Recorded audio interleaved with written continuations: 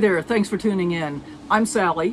One of the things that I do is I coach people on health and wellness and good nutritional habits and so forth, which by the way are very different from what most of the mainstream media and the food industry are telling you. That's a whole different story. We can talk about that at length. This is just a short intro to some videos that I actually shot previously in my Sticks and Bricks kitchen. But it's also recipes that I would make in my RV all the time anyway and do. So I thought rather than having to reshoot those videos, I'd kind of repurpose them here for you so that you can see what kinds of things you can do.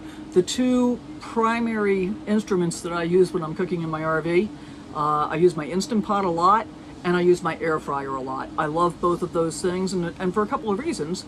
Neither one of them heats up my RV kitchen, and summers are getting warmer pretty much no matter where you are, and heating up the kitchen on a warm summer day, just not my favorite thing to do.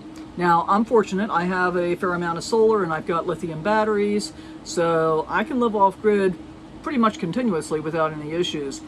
And one of the ways that I kind of manage my power consumption is I have a tendency to do most of my more intensive electric type cooking earlier in the day, so that I've got pretty much all day for my solar to be able to catch my batteries back up if I've depleted them more than I would otherwise have done. So that system works really well. Anyway, I hope you enjoy this video. Please do check it out. Let me know what you think in the comments down below. Hey guys, Sally here. I'm in the kitchen. I'm getting ready to go on a camping trip, and it's hot here today, which is why I'm wearing a tank shirt.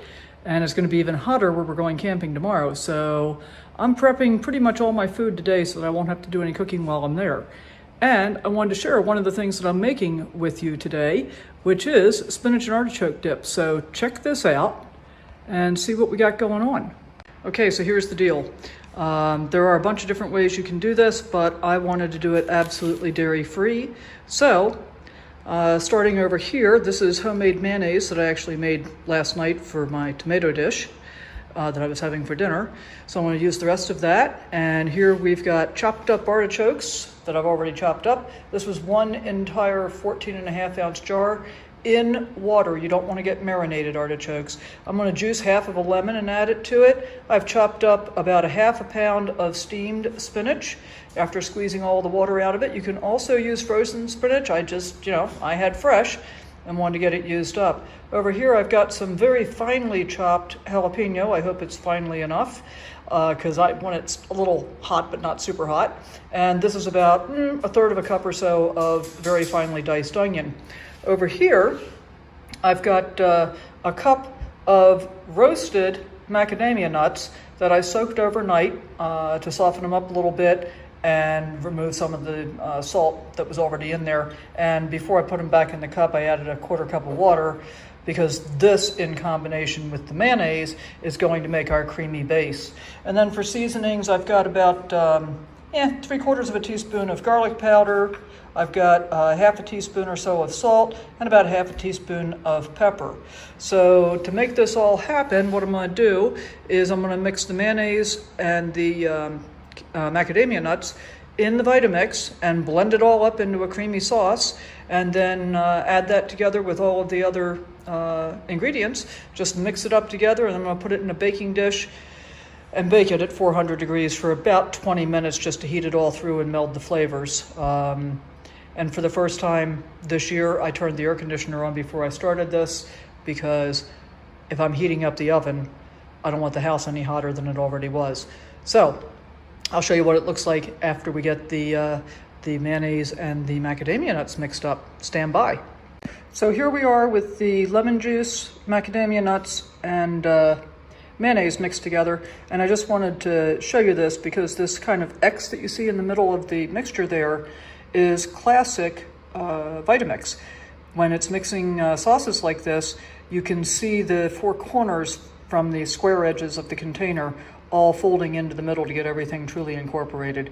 Pretty cool miracle device, actually. So stand by, I'll show you what it looks like when it's all combined. Okay, here we are ready to go into the oven. It didn't fill the pan up quite as much as I anticipated, so I might do a little bit less than 20 minutes. I'm going to check it at about 10 and see how I feel. I used this bowl to mix everything up together in, so I had a little more room to work.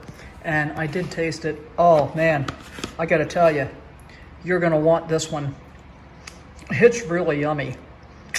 Really, really yummy, and that's before I've even baked it. One of the things that I forgot to mention about why I soaked the macadamia nuts overnight is that I also wanted to leach out some of the flavor so that it wasn't going to be super nutty tasting, and I think this has worked really, really well. So I'll show you when we come out of the oven. Here we are, fresh out of the oven, lightly browned on the top. I think it's still going to be creamy on the inside. Oh yeah. So I'm going to take just a taste and probably burn my tongue because I really literally just got it out of the oven. So I'm going to just hold the spoon here for a moment. What do you think, guys? Doesn't that look good?